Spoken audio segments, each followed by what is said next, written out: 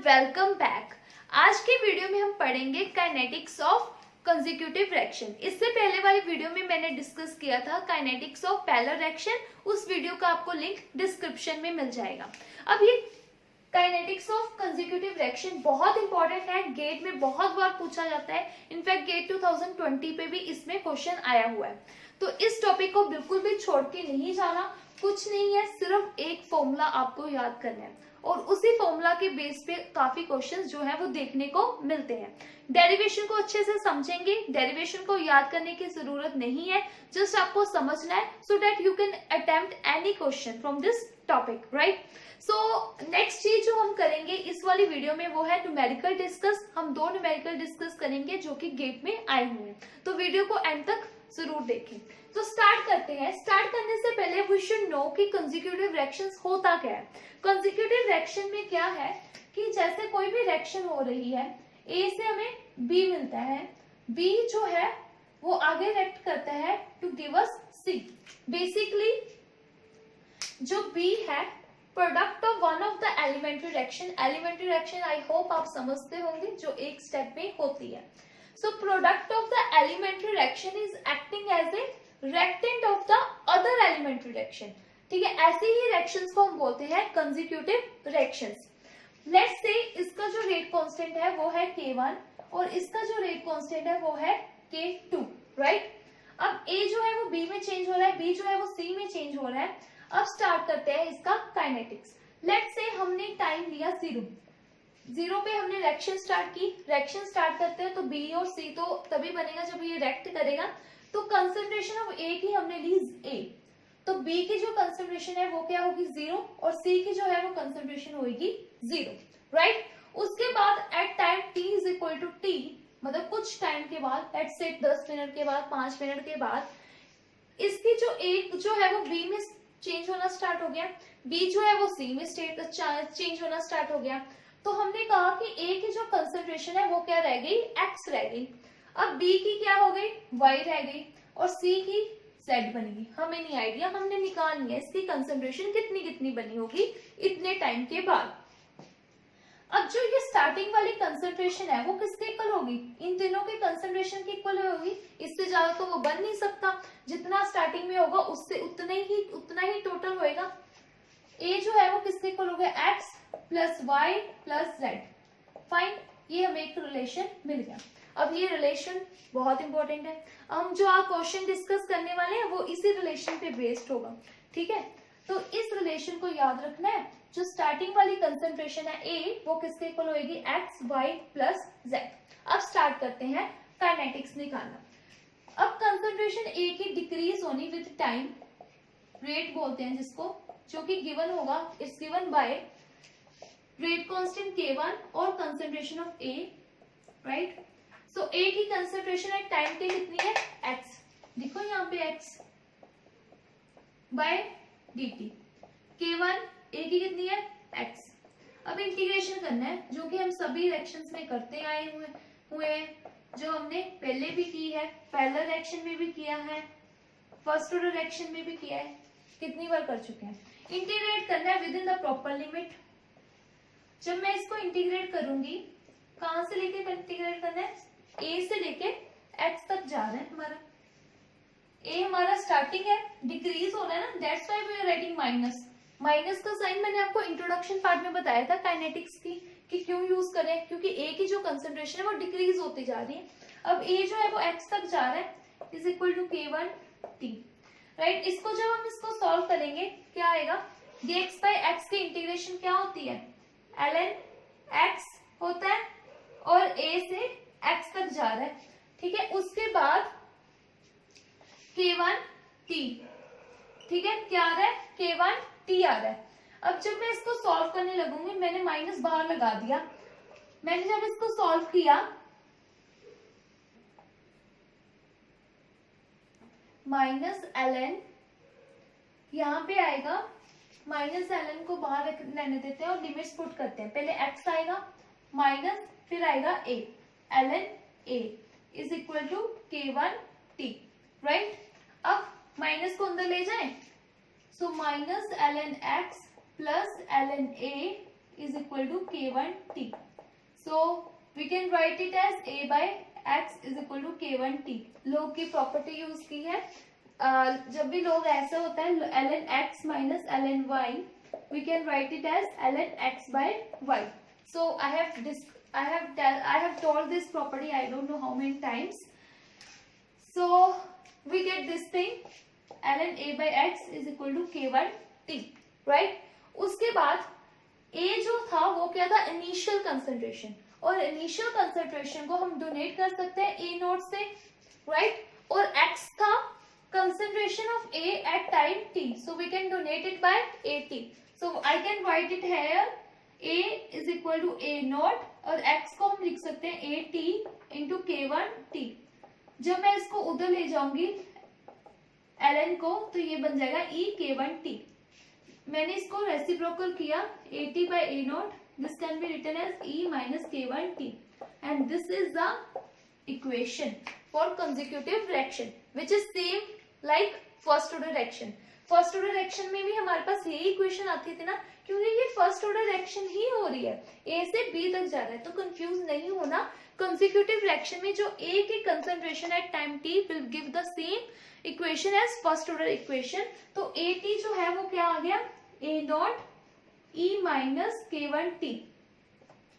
एक बार ऐसा ही कुछ क्वेश्चन गेट में आया हुआ था जिसमें हमने कंसंट्रेशन बतानी थी एटी की इन कंसेक्यूटिव रिएक्शन. ऐसा आई थिंक गेट 2002, 3 और 4 में, ऐसे कुछ ईयर्स में ये क्वेश्चन आया हुआ था. अब हमारे पास एटी की कंसंट्रेशन आ गई, but we want to know the concentration of B. AT है, एटी ही किसके इक्वल था, एक्स के इक्वल है, ठीक है. अब हमें किसकी कंसंट्रेशन चाहिए, बी की. मैं यहाँ पे एटी की कंसंट्रेशन लिख रही हूँ which is equal to A naught E minus k1t, right. ये वाली वैल्यू हम आगे यूज करने वाले हैं. अब मैं ये वाला सारा रब कर रही हूँ. अब हम निकालेंगे, अब हमने ये तो एटी की निकाल दी, मतलब x की निकाल ली है. अब हमने निकालनी है b की कंसंट्रेशन ऑफ b, मतलब y की. सो dv by dt को हम क्या लिख सकते हैं, आई कैन राइट dv क्या की फॉर्मेशन कैसे लिख सकते हैं हम, I can write it as कि k1a, मतलब ये फॉर्मेशन कर रहा है इसकी, देखो ना k1a फॉर्म कर रहा है इसको, और ये वाली जो रिएक्शन हो रही है b से c, इससे जो कंसंट्रेशन है b की डिक्रीज हो रही है. फॉर्मेशन क्या है k1a, और डिक्रीज क्या है माइनस, जिसको हम माइनस से रिप्रेजेंट करेंगे k2 कंसंट्रेशन ऑफ b. ये हो गया ना rate of the formation of b dv by dt, मतलब rate of formation of b is equal to rate of formation of b minus जितनी speed into minus k2 into b, मतलब कितनी जल्दी वो डिकम्पोज हो रहा है. यही हमें एक्चुअल में देगा ना formation of b, right. Now we know dv by dt, इसकी हम डेरिवेशन नहीं करने वाले, मैं आपको सीधा फॉर्मूला बताऊंगी क्योंकि इसकी डेरिवेशन काफी लेंथी है.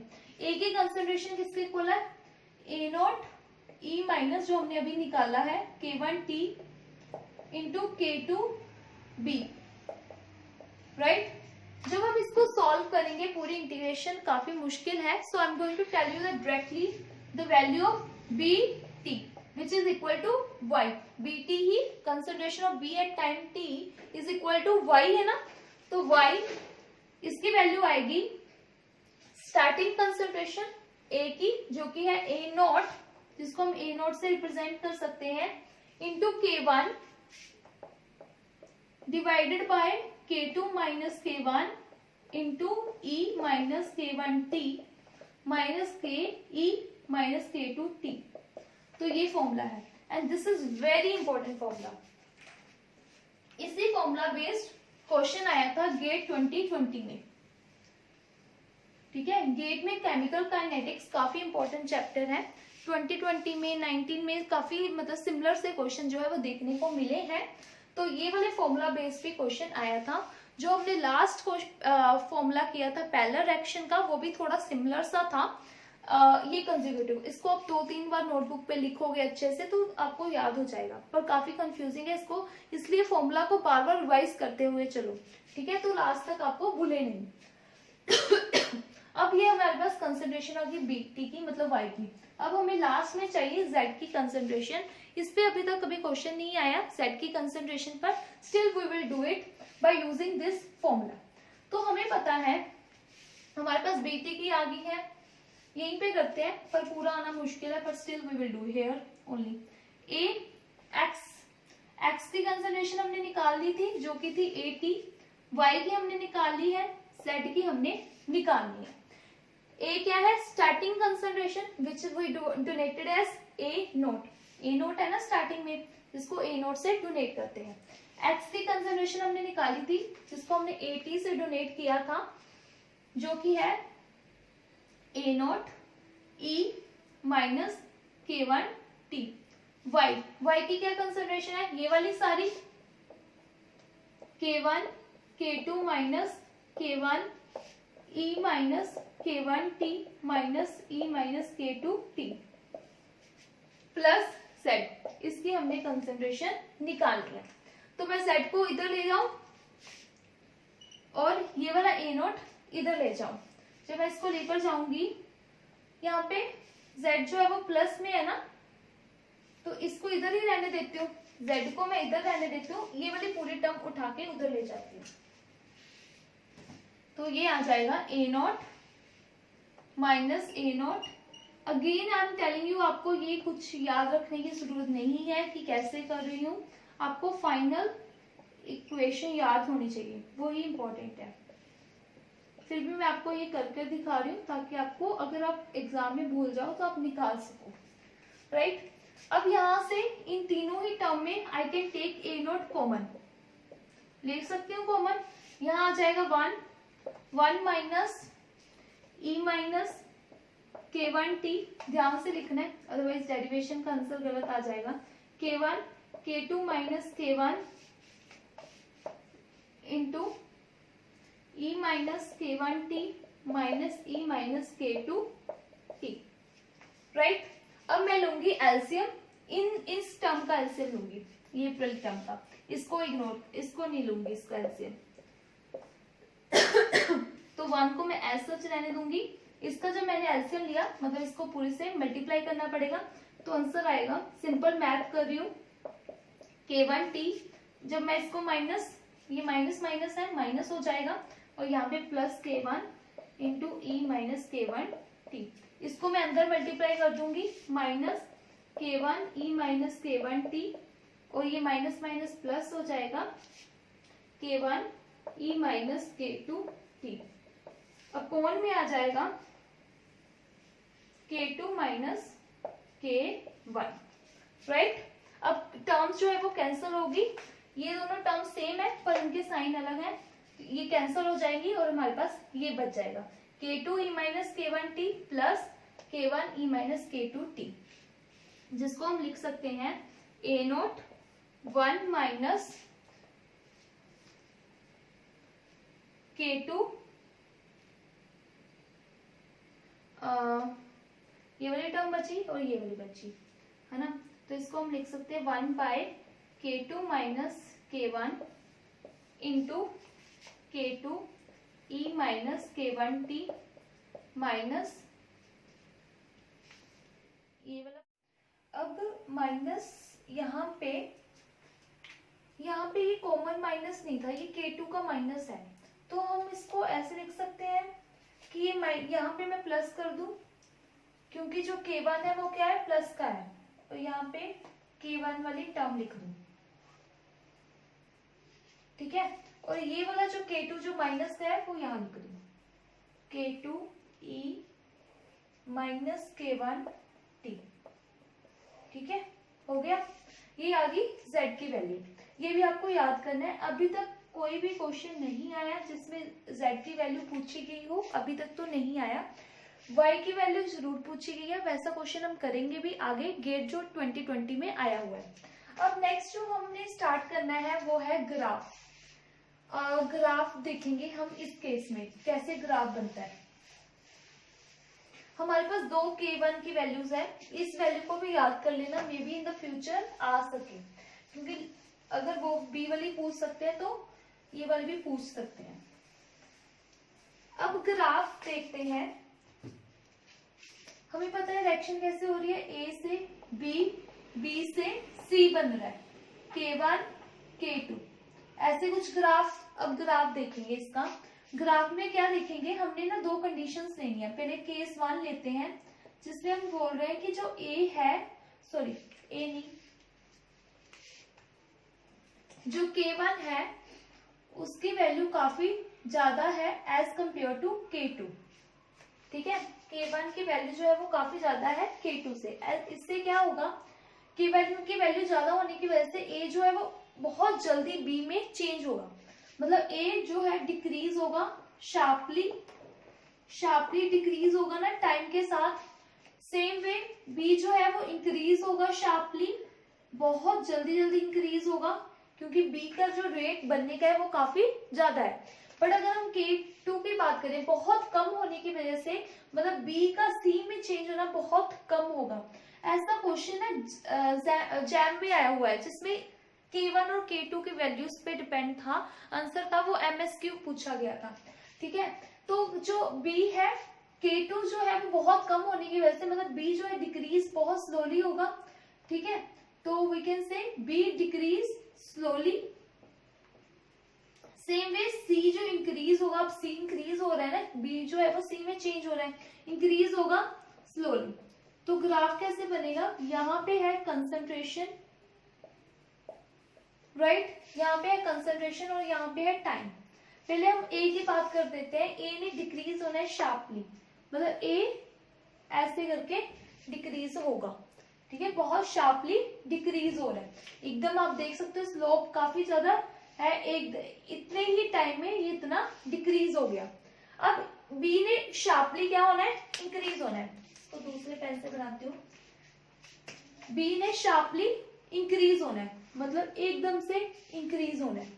ठीक है, लेकिन B जो है वो डिक्रीज हो रहा है स्लोली, स्लोली स्लोली स्लोली उसने डिक्रीज होना है, राइट। अब नेक्स्ट जो ग्राफ बनाते हैं वो है C का। C ने जो इंक्रीज होना है स्लोली, C ये किसका था, B का था, ये था A का। अब C जो है वो स्लोली इंक्रीज हो, स्लोली इंक्रीज हो रहा है, इंक्रीज ही होना है इसने ऐसे करके। आप देख सकते हैं स्लोली स्लोली इसकी जो कंसंट्रेशन है वो इंक्रीज हो रही है, ऐसा ये ग्राफ है। ठीक है, ये ग्राफ इंपॉर्टेंट है, कंसंट्रेशन वर्सेस टाइम। ये A की है, ये B की है और ये C की है। समझ आ गया। अब नेक्स्ट जो है वो चीज देखते हैं हमने। इस केस में हमने क्या लिया था, K1 जो है काफी बड़ा है K2 से।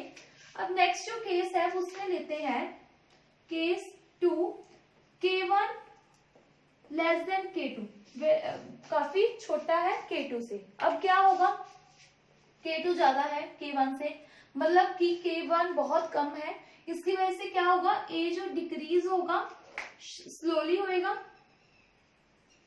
ठीक है, सेकंड जो है वो क्या है, B, K1 बहुत कम है, मतलब B बहुत स्लोली बनेगा, इंक्रीज होगा स्लोली। उसके बाद B डिक्रीज, B ने डिक्रीज होना है ना, B ने C में चेंज होना है। K2 काफी ज्यादा होने की वजह से काफी डिक्रीज जो होगा B वो शार्पली होएगा। अब बातें करते हैं C की। अब C ने इंक्रीज होना है, K2 ज्यादा होने की वजह से C इंक्रीज होगा शार्पली। ठीक है, अब जो ग्राफ बनेगा वो कैसे बनेगा, यहाँ पे है कंसंट्रेशन और यहाँ पे है टाइम। तो A जो है बहुत स्लोली स्लोली इंक्रीज हो रहा है, ऐसे कुछ करके हम दिखा सकते हैं। ठीक है, अब जो B है वो इंक्रीज हो रहा है स्लोली, ओ सॉरी A ने तो डिक्रीज होना था।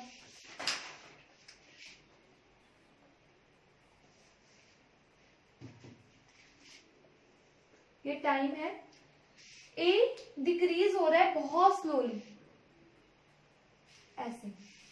ठीक है, अब B ने क्या होना है, इंक्रीज होना है, वो भी क्या स्लोली सा, बहुत स्लोली स्लोली इंक्रीज हो रहा है B।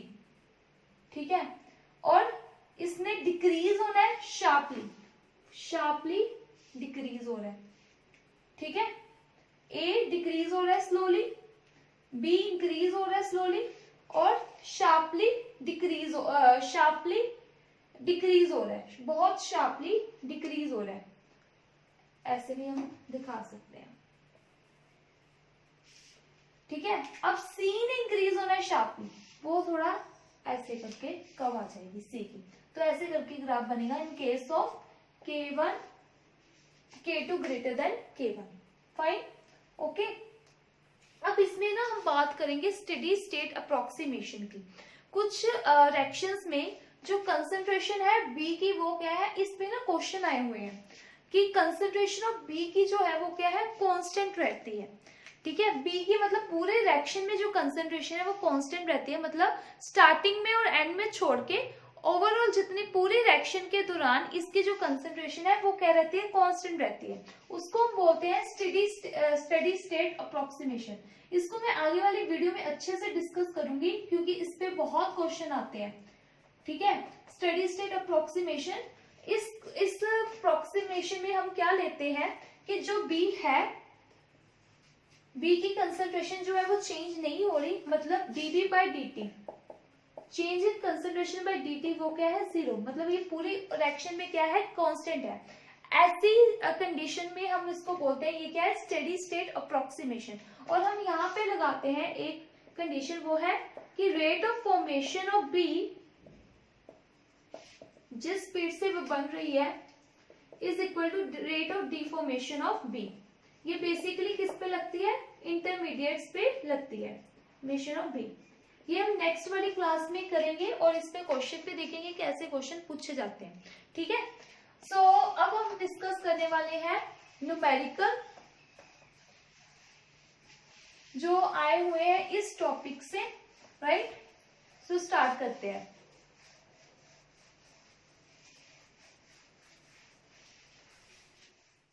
अब करते हैं हम ये वाले दो क्वेश्चंस, ठीक है। स्टार्ट करते हैं ये वाले क्वेश्चन से।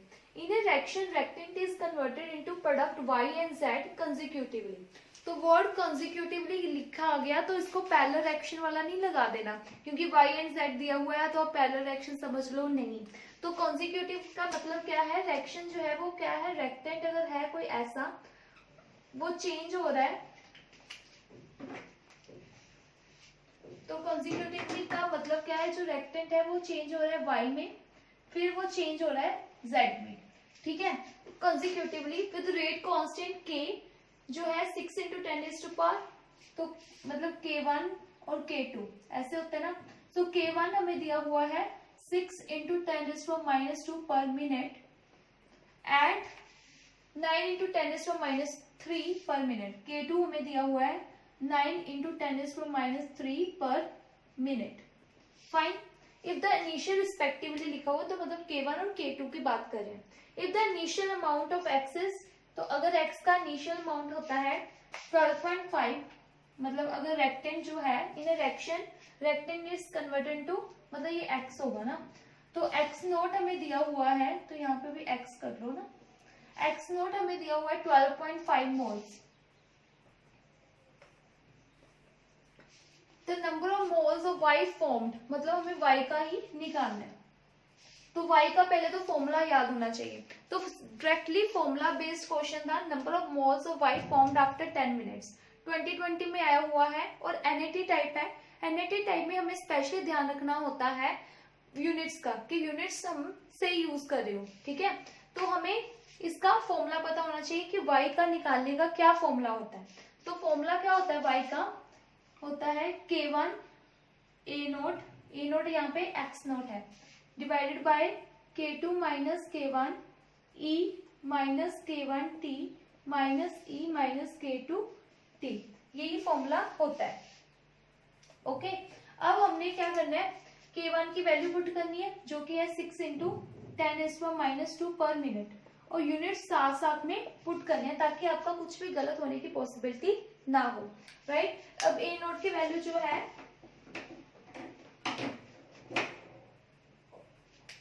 A नोट की क्या वैल्यू है, 12.5 मोल्स, यहाँ पे लिखो 12.5 moles, right, upon K2 minus K1, तो K1 है हमारा 6 × 10⁻² K2 सॉरी K2 क्या है 9 इंटू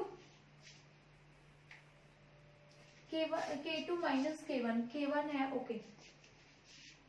K2 है 9 इंटू 10⁻³ पर मिनट माइनस 6 इंटू 10⁻² पर मिनट, राइट, इंटू ये हो गया माइनस कर लिया।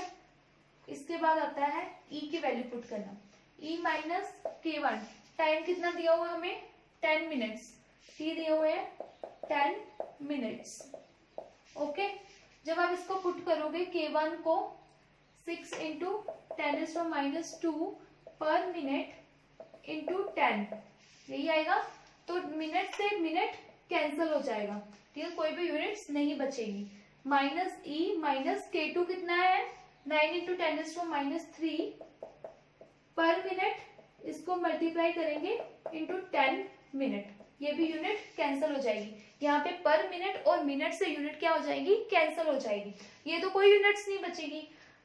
पर मिनट और ये पर मिनट कैंसिल हो जाएंगे ना, ये वाला पर मिनट, ये वाला पर मिनट और ये वाला पर मिनट, क्योंकि इसका पर मिनट कॉमन आ जाएगा क्योंकि ये माइनस में है, मल्टीप्लाई में नहीं है, ठीक है। तो हमारा जो आंसर आएगा वो आएगा 12.5 मोल्स में। इसको मैं ना अच्छे से लिख रही हूँ यहाँ पे, एक तो है 6 into 10⁻² into 12.5 moles upon 9 into 10⁻³ minus 6 into 10⁻²।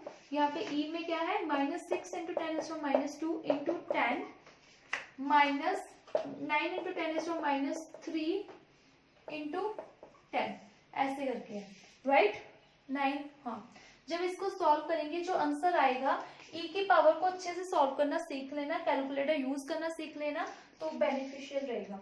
तो आंसर जो आएगा वो आएगा 5.369 मोल्स, ये हमारा आंसर आएगा। तो मोल्स में पूछा गया था, मोल्स में ही हमारा आंसर आया है। आई थिंक 2 डेसिमल तक था, तो 2 डेसिमल मतलब जो आंसर आएगा वो हमें 5.36 फिल करना है, ठीक है। तो ये हो गया फर्स्ट क्वेश्चन। नेक्स्ट जो क्वेश्चन है वो आया हुआ है गेट 2004 का। अब ये आप सोचोगे इतना पुराना क्वेश्चन, तो ऐसे नहीं है कि पुराने क्वेश्चंस जो है वो रिपीट नहीं होते, स्पेशली गेट का नेट में आना और नेट का गेट में आना ऐसा चलता रहता है। इस बार भी गेट 2007 में आया हुआ था एक क्वेश्चन जो क्वांटम का था, जो इस बार का जो नेट हुआ है नवंबर में उसमें पूछा गया। तो ऐसे मत करना ये इग्नोर की 2004 का है तो ये ऐसा नहीं आ सकता, काफी अच्छा कंसेप्ट सीखने को मिलेगा, तो क्वेश्चन को जरूर देखना। तो यहाँ पे क्या है, P जो है Q है R, हमें पहले से पता लग गया ये कंसेक्यूटिव रिएक्शन की बात हो रही है। हमें P नोट की वैल्यू दी हुई है 1 मोलर, K1 की दी हुई है, K2 की दी हुई है। The time eight which the concentration of Q and R, हमें वो वाला टाइम पूछा गया है जिसमें जो कंसंट्रेशन है Q की और R की कितनी हो जाए 0.59 और 0.355 रिस्पेक्टिवली, टाइम बताना है उस पे जब हमारे जो Q की कंसंट्रेशन है और R की कंसंट्रेशन हमें दी हुई है, और हमें ओवरऑल जो स्टार्टिंग में कंसंट्रेशन थी P की वो भी हमें गिवन है। तो कैसे करेंगे ये वाला क्वेश्चन, जब मैं आपको स्टार्टिंग में रिएक्शन करवा रही थी तो मैंने आपको एक रिलेशन बताया था, A, B और C में चेंज हो रहा है।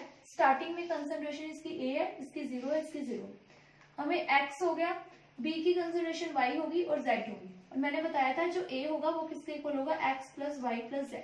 आपने क्वेश्चन को देखा कि उन्होंने हमें Y दिया हुआ है, Z दिया हुआ है एट टाइम T, है ना।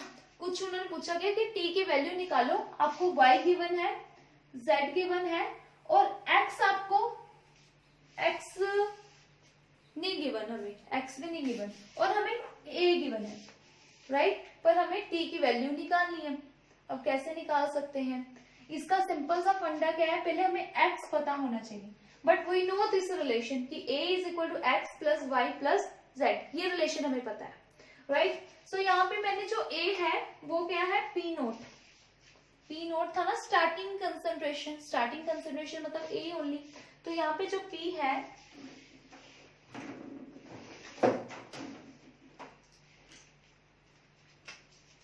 A जो है वो है 1 मोल, X हमें दिया हुआ है वो क्या है 0.5966, 1 मोलर है ये है 0.5966, Y जो है मैंने लिख दिया यहाँ पे, और z क्या है 0.0355 मोलर। ये टॉपिक मुझे ऐसा लगता है कि गेट के लिए काफी इंपॉर्टेंट है, क्योंकि गेट के मैंने बहुत से क्वेश्चन इस टॉपिक से देखे हैं। ठीक है, उसके बाद x की हमने यहाँ से वैल्यू निकाली 1 माइनस 0.5966 प्लस 0.0355। तो x की जो वैल्यू आएगी वो आएगी, इसको आप जब सॉल्व करोगे 0.3679 ये वैल्यू आ गई। ठीक है, आप सॉल्व करके देखा करो, ऐसे ही मत छोड़ दिया करो कि हाँ चलो ठीक है। अपने आप कैलकुलेटर उठाओ और सॉल्व करो, आपकी प्रैक्टिस हो कैसे सॉल्व करना है क्वेश्चंस को। ठीक है, x आ गया हमारे पास। अब नेक्स्ट जो है x आ चुका है, हमें x मिल गया। अब हमने टाइम निकालना है। टाइम का हमने एक रिलेशन देखा था कि x की हमें पता है वैल्यू, है ना, और हमने इसकी इक्वेशन निकाली थी कि a नोट जो है वो किसके इक्वल है, at e minus k1 t। हमें a नोट पता है, at मतलब x पता है, और k1 पता है, t हम निकाल सकते हैं यहाँ से। a नोट क्या है 1, at क्या है 0.3679, e माइनस k1 क्या है k1, k1 हमें दिया है 1 इंटू 10⁻³ सेकेंड इनवर्स, यहाँ से t निकाल लेंगे। इसको मैं आपको थोड़ा सा आइडिया दे देती हूँ कैसे सॉल्व करेंगे। यहाँ पे ये नीचे आ जाएगा 379 e minus 1 into 10⁻³ second inverse into time. तो इसको जब हम सॉल्व करेंगे तो हम इधर ln ले सकते हैं 1/0.3679, e को ही हम ln लेते हैं, ठीक है, याद रखना। और लो ln को ही हम e ले सकते हैं जब हम उसको उधर लेकर जाते हैं। अगर log की बात करें तो हम इसको ऐसे नहीं कर सकते टेकिंग log और उधर जाके हम उसको e ले लें, नो। log के केस में हम 10 टू पावर समथिंग करेंगे, ठीक है, e नहीं लेते log के केस में। तो यहाँ पे है t, इसको ln आ जाएगा इधर जब हम इसको सॉल्व करेंगे 1/0.3, तो ये e नहीं रहेगा 1/10⁻³ इंटू t। यहाँ से हम t की वैल्यू निकाल लेंगे। ठीक है, जब हम इसको सारे को सॉल्व करेंगे जो t की वैल्यू आएगी वो आएगी 1000 सेकेंड। ठीक है, ये क्वेश्चन अच्छा था, इससे हमें ये वाले कंसेप्ट को यूज करना आ रहा था। I hope you like this video. Thank you so much.